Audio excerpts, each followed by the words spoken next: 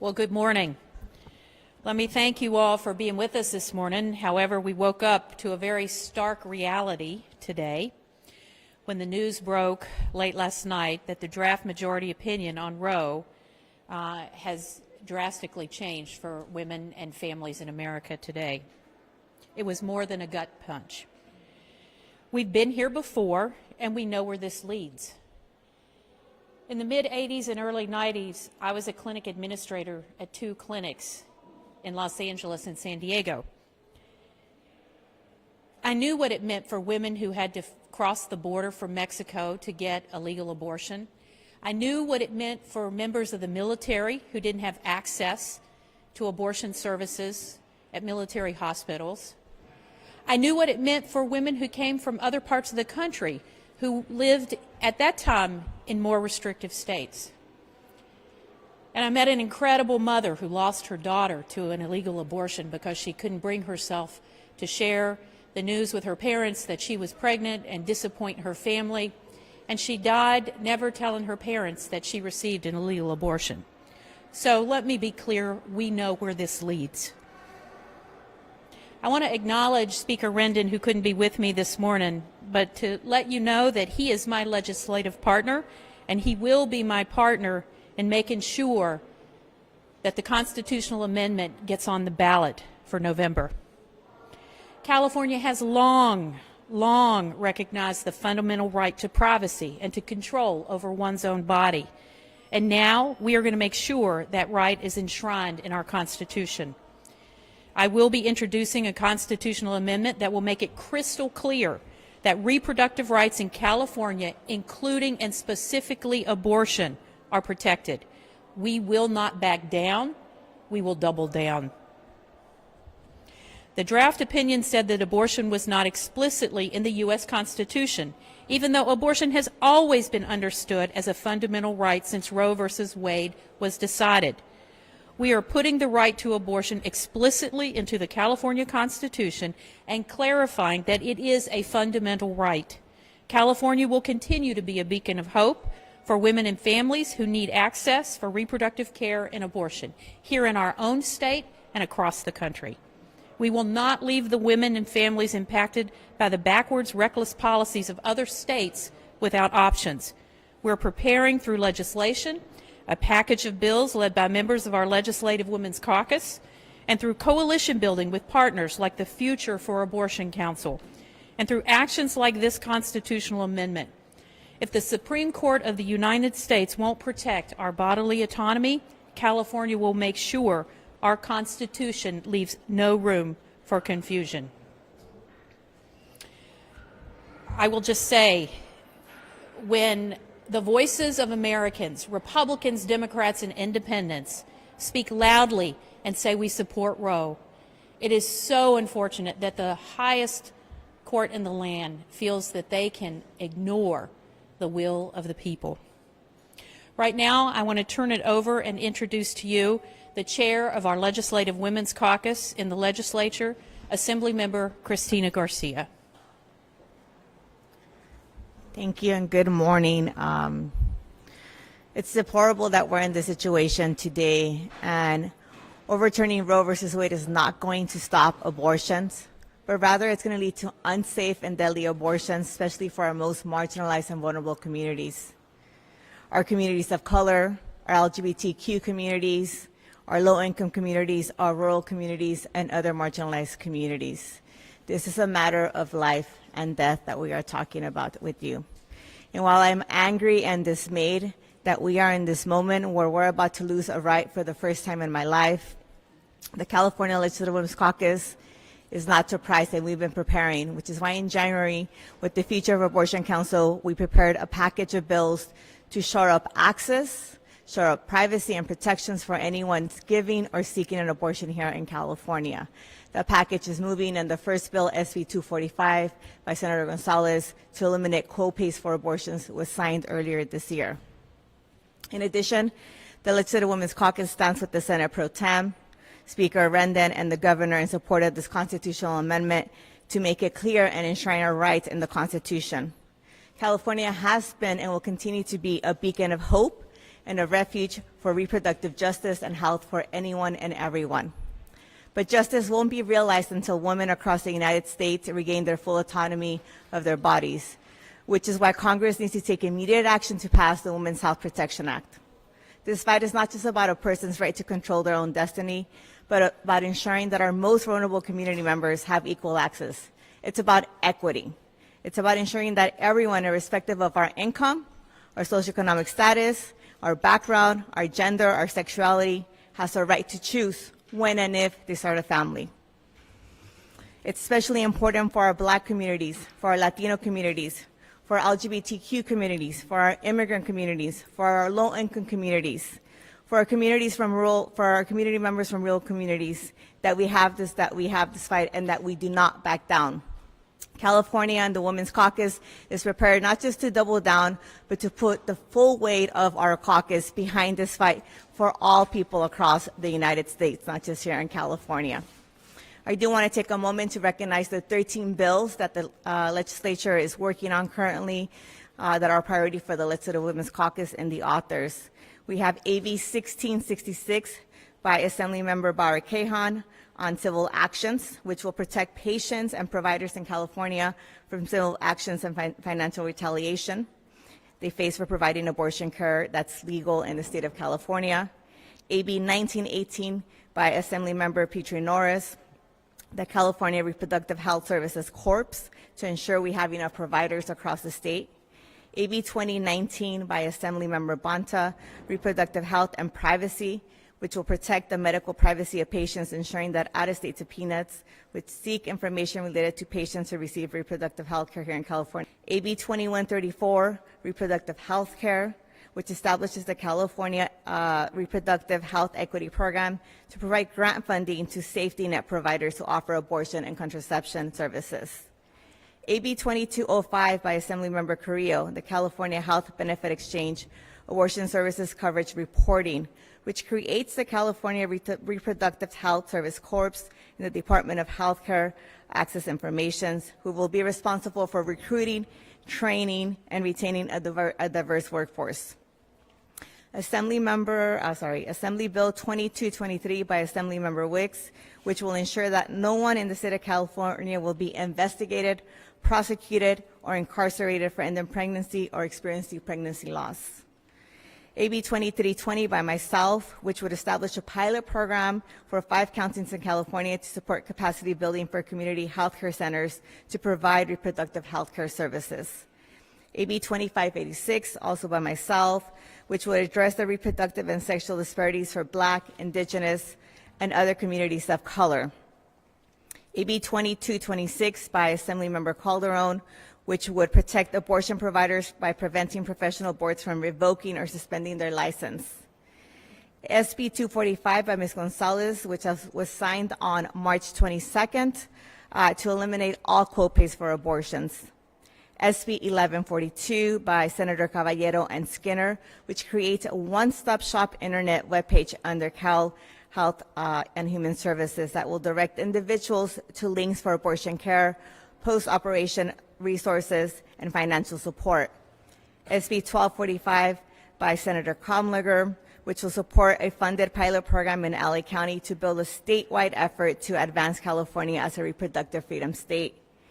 SB 1375 by Pro Tem Atkins, which would increase access and affordability in healthcare and abortion services for all Californians. And we will be adding this constitutional amendment to our package as well. With that, I want to bring up the Vice Chair of the Legislative Women's Caucus, Senator Nancy Skinner.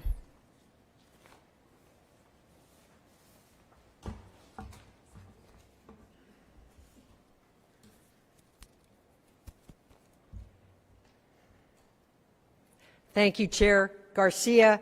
I am so pleased to be joined by these fierce and powerful women in defending and asserting our legitimate rights. And I want to especially thank our Pro Tem Atkins for taking the lead and introducing the constitutional amendment. It'll happen soon. That will ensure that California's Constitution protects abortions, Privacy alone is not enough. We've seen privacy protections eroded. We already have what most have feared for years, government intruding in the bedroom, with the attacks on LGBTQ rights, transgender rights, and so much more. The leaked decision is no surprise. It may focus on abortion, but it's about denying the will of the people. Americans are clear. More than a majority of Americans support abortion access. Abortion access. And why that hasn't mattered is because Republicans and anti-abortion forces have been stripping away our rights, our voting rights particularly, for years and stacking the Supreme Court till we have a majority like we have now, willing to write such a decision. It's a perfect storm. Congress and the court deny voting access and strip away voting rights, undoing democracy and denying many of the hard-fought rights, including our reproductive freedom. What will be next? What matters is how we respond.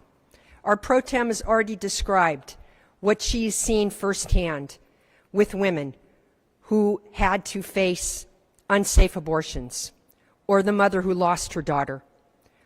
We know that wealthy women will always have choice. Others will face death. But California will be the national beacon for reproductive justice. We hope and ask that other states be so bold. And we call on our national leaders to end the filibuster. We need you to pass the National Voting Rights Protection now. It's one of the only ways to ensure democracy and our freedoms, including our access to abortion. And now let me introduce Jody Hicks, the President and CEO of Planned Parenthood of California and member of the Future of Abortion Council, which is one of the sponsors of the many incredible bills that the Women's Caucus members have put forward and that my chair, Garcia, has described to you. Jody Hicks. Thank you so much. And on behalf of Planned Parenthood, I just want to say last night's leak was a draft. Abortion is still legal across the country. We still have a constitutional protection right now, and health centers are open right now. For folks that are confused and that are afraid, we want them to be very clear that health centers are open and we're providing the care that is needed. I want to thank everyone. You've heard the broad scope of what California is doing to ensure that we're protecting and expanding access, and we're preparing California for what we do know, and we got a glimpse of what will be a post-Roe environment and what we're about to embark upon. And it's hard to put into words what that means. We are an entire generation that has lived under a protection of Roe v. Wade.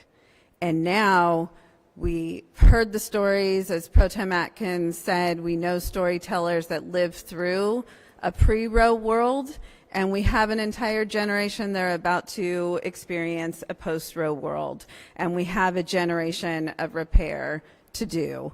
It'll be generational repair when that decision becomes final. But what we do know is that California is doing that work, and I couldn't be more grateful. And just on a personal level, as a 16-year-old in a rural town needing services, I could not be more devastated for the people in other states that are going to be facing what they're going to be experiencing. I just want to make sure that we're telling those stories, that we're talking about people that have never traveled outside of the state that they live in right now, and now they have to navigate how to travel, how to navigate a public health system that is hostile to their needs at a time when they're most vulnerable. And we know this. We know 1 in 4 people will need abortion services in their reproductive lifetime. That doesn't go away because extremist politicians put forth bans. That need doesn't go away. What we do know is it disproportionately harms, these types of bans disproportionately harm people in low incomes, people of color, people who can't get the resources to get that care. And we also know that for people that are seeking abortions and are denied access to abortions are 4 times more likely to end up in poverty. They miss out on economic opportunities, on educational opportunities. This is about dignity, it's about people's health, and it's about the trajectory of people's future. And so on behalf of the FAB Council and all of the work that you heard about, I just want to say thank you to California, to the leaders here today that will continue to do the work as we know it. We had a decision, a draft decision that we learned about last night. These folks worked into the night to ensure that we're even more protected in California, that the rights are protected. We stand behind everyone in that work and ensuring we continue the work, that we don't just have rights, but we have access to those rights, and we'll continue to do the work. And the last thing I want to say is, again, 80% of people do not believe Roe v. Wade should be overturned, and they're doing this anyway. And everyone needs to use their voice and say as loud and clear as possible in all of the rallies that will be happening that we will not stand for this and will continue to fight back. Thank you very much. And I'm going to turn it back over to Pro Tem Atkins. I'm going to defer for a minute for Spanish translation. Thank you so much. Sí, gracias. Yo soy Cristina García, la presidenta del grupo de mujeres aquí en la legislatura, y un honor estar con nuestros líderes aquí. Primeramente quiero repetir un poquito de lo que dijo Jody Hicks, que la presidenta de Planned Parenthood aquí en California, que hoy todavía es legal y tienen acceso a servicios a través de los Estados Unidos. Estamos viendo la posibilidad, que es una realidad en el futuro, pero hoy en día si necesitas servicios está disponible. La ley no ha cambiado todavía. También estamos aquí en California para decirles que vamos a luchar para asegurarnos que tengamos acceso a control de nuestros cuerpos, a control de la salud y tener acceso a un aborto si es necesario o si lo queremos. Esta decisión que es posible por la Corte Suprema va a afectar no a personas con recursos, sino a personas de comunidades de bajos recursos, comunidades latinas, afroamericanos, a nuestros colegas que viven en lugares que no están en las ciudades, a las personas más vulnerables que tienen más necesidad. Aquí estamos para decir que en California nos vamos a asegurar que seamos un estado de esperanza, un estado de protección, donde uno puede venir a buscar y encontrar los servicios que necesitan. Pero también estamos preparadas para luchar, para asegurarnos que esos viajes no tengan que seguir y que tengan acceso a abortos saludables en todas partes del país. Estamos pidiendo que el Congreso tome acción inmediatamente y que pasen el proyecto de ley Women's Health Protection Act en cuanto sea posible para asegurarse que nuestras comunidades que son tan vulnerables tengan acceso a controlar sus cuerpos y sus destinos. Sabemos que esto no va a parar el aborto, sino va a asegurar que haya más abortos ilegales, abortos que muchas veces salen en complicaciones y muchas veces también salen en nuestras mamás, nuestras hermanas, nuestras primas muriéndose de complicaciones.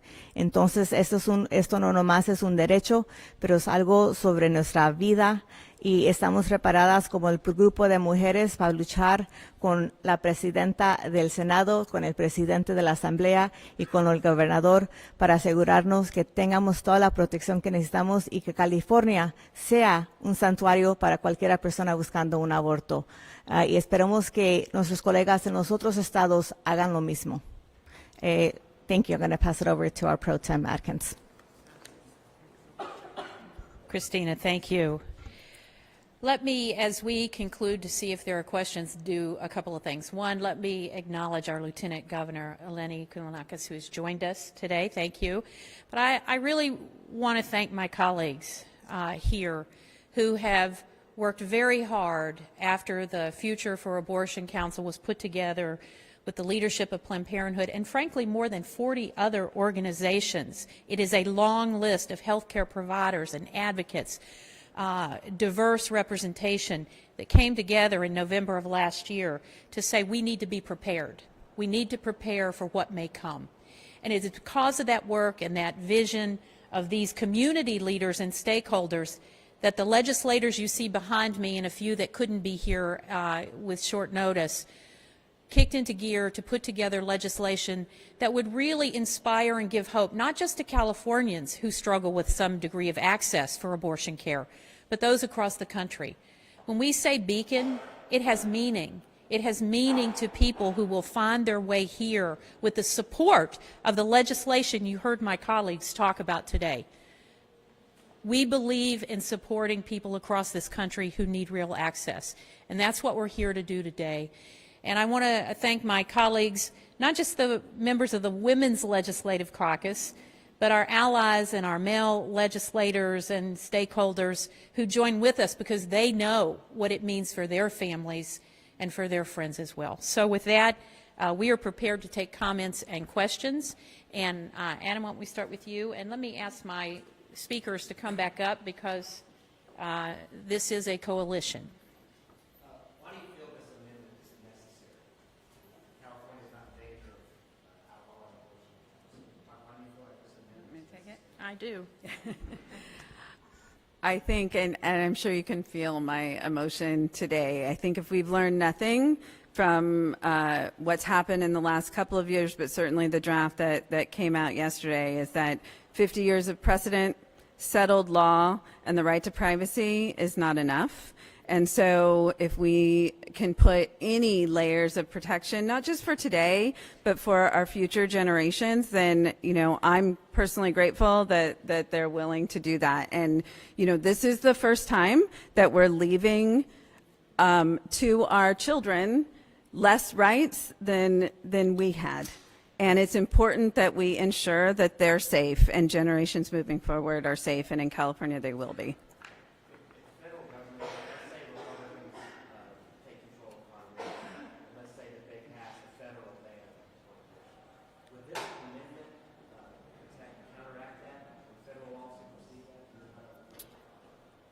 I mean, it certainly adds, I'm not a constitutional lawyer, I'll leave that to those, but it certainly adds another layer of protection against that. What I would add is, you know, I think that for us, if you look at the draft opinion, it references states' rights. We are a state, and California intends to use its full authority to make sure we protect our residents.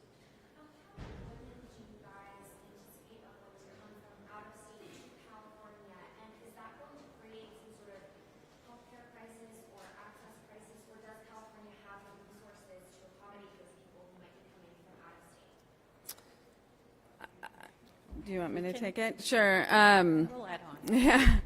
So, I mean, I think we're learning as we go. We know that we're already seeing patients from as far as Texas. We also know that half the patients that Oklahoma is seeing right now are from Texas, and that they have an extended wait time that they didn't have prior to Texas going into effect. And we also know that Oklahoma is about to institute a ban. So not only Oklahoma residents, but all that they're seeing in Texas, and that will create a domino effect. So we're preparing. I mean, that's what all that you heard is. We're preparing to expand capacity. We're preparing to ensure protections. We're preparing for California. And, you know, the Guttmacher Institute said we'll have a 3,000% increase in people that will find California as their closest health center from out of state. So my biggest fear is we don't see an influx, because that means people couldn't receive the support that they needed in order to travel. So we're preparing for that day. Our Chair Garcia referenced the bills that the Women's Caucus is carrying. Among them is SB 1142, authored by myself and Senator Caballero. And what we anticipate with that bill is that we would establish a fund, that we would encourage private sector donations, so that the state, meaning our own state funds, do not have to provide a loan for this influx, but that we welcome contributions from businesses, from private sector individuals, from anyone to help us serve people across the country if they need to come here. We don't want people to have to come here. It is not what we want. But we do also, as our Planned Parenthood CEO stated, we don't want to leave women in desperation, and we do not want deaths. So we are going to do our best to create a welcoming and safe environment with the ability to support them, and we will see how that works once we have that fund established and a website that lets people know what services are available and where.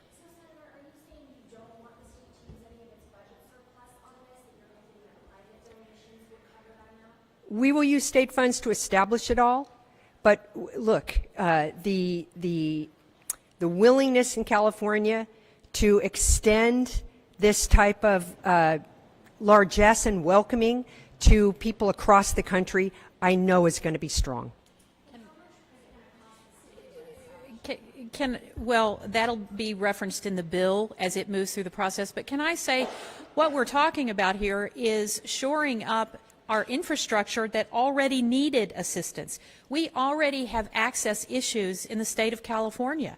We don't have enough providers. So if you look at all of those bills, what you see is a clearinghouse for information for our own residents and those who will be coming here anyway, which we know will happen and has happened. We want to strengthen, so budgetary, we're going to strengthen our own healthcare infrastructure, which we should be doing anyway, and which we have been doing as I look at my budget chair from the Senate side. And my colleagues know this. They've sponsored legislation for years to strengthen our healthcare infrastructure, which needs to happen anyway. So in part, these bills addressing co-payments, the bill that was signed into legislation, Senator Gonzalez, earlier this year, all of these bills weave together to strengthen the infrastructure. There is a cost to that, but we need to do it anyway. Planned Parenthood and providers have been telling us for years we need to address co-pays. We need to address all kinds of issues. We need to address training for providers. So when you look at the cost, if you want a cost, what will the state be spending for people out of state? That's a little hard to determine. What we need to do is the right thing, which is to make sure everyone in our state, including military service members, residents who live and work here but may not be citizens, have access to a health care service that they should have a right to. And so we strengthen that system. We say a rising tide lifts all boats. That's what we are trying to do. And we will continue to figure out how to fund procedures. There have been funds available for decades. There never wasn't a fund available in the state of California by private philanthropy working with providers to make sure. So you may not know it, but women have been coming here for quite a while. Can I also say that it's easy to get wrapped up on what this is going to cost, but I would rather put the attention on the fact that this is about ensuring and sending the message that all people matter. Your income should not determine your access to health care out there right now, and the reality that even here in California, we need to improve on that access. And so this is an investment in telling our most vulnerable community members that they matter, and we're going to do everything we can, and we're going to use the full strength of our budget, our legislation, and the leadership here to ensure that they matter and they have access to dignity and health care that is out there. And so that work has been going on for years here in California. This moment has just increased the sense of urgency that we need to do both for our individuals here in California and for those seeking refuge as well. And so for me, this is about equity. It's about our most marginalized communities. It's about community members that look like me and live in communities like mine who are already struggling for access. And so we are working not just on budget, but ensuring we have providers, ensuring we're meeting patients where they're at their clinics, at their local clinics out there. And so this work is long overdue. There's just a sense of urgency today for our most vulnerable community members.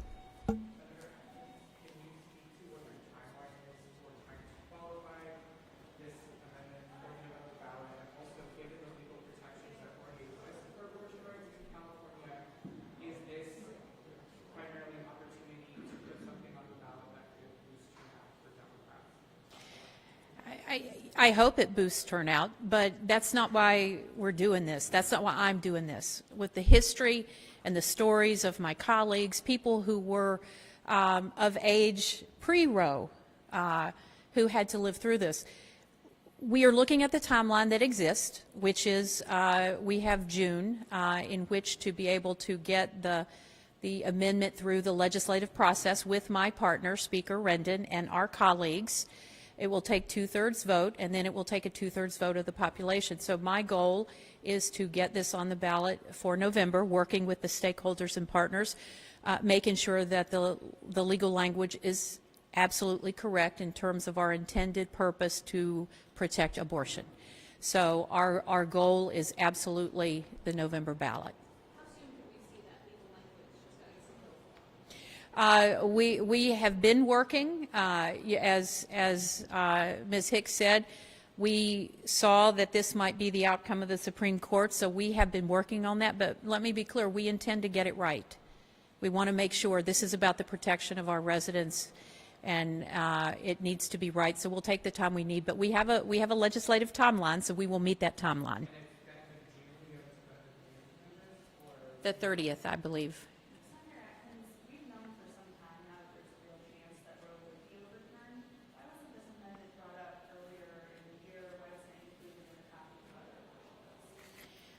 Because we focused on the critical need of services, and we knew what that was. The work of the Future for Abortion Council spent the fall and winter doing that work and making sure that we included as many voices as possible. That's what resulted in more than a dozen pieces of legislation to close the gaps. We have been working with our partners on the legal aspect of this should we have to do it. I guess we are all hopeful that the Supreme Court would do the right thing, but preparing for the worst case scenario. Put it simply, I think what all of us have been saying, but our Pro Tem Atkins most clearly, is that protections are essential, but they're not real unless the services are there and you have access to them. And so that's the work of all those bills. Okay.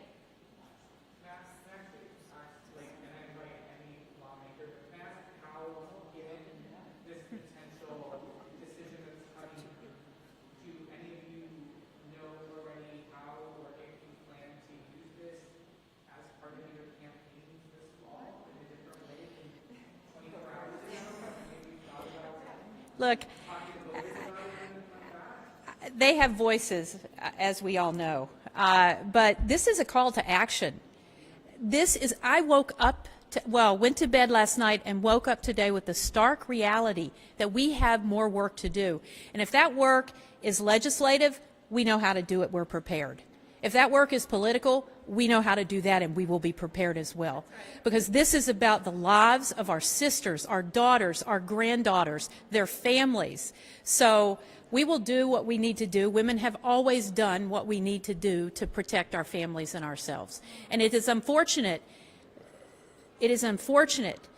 that the Supreme Court did not understand, some members of the Supreme Court did not understand that. We understand what's at stake. We will do the political work, we will do the legal work, and we will do the legislative work.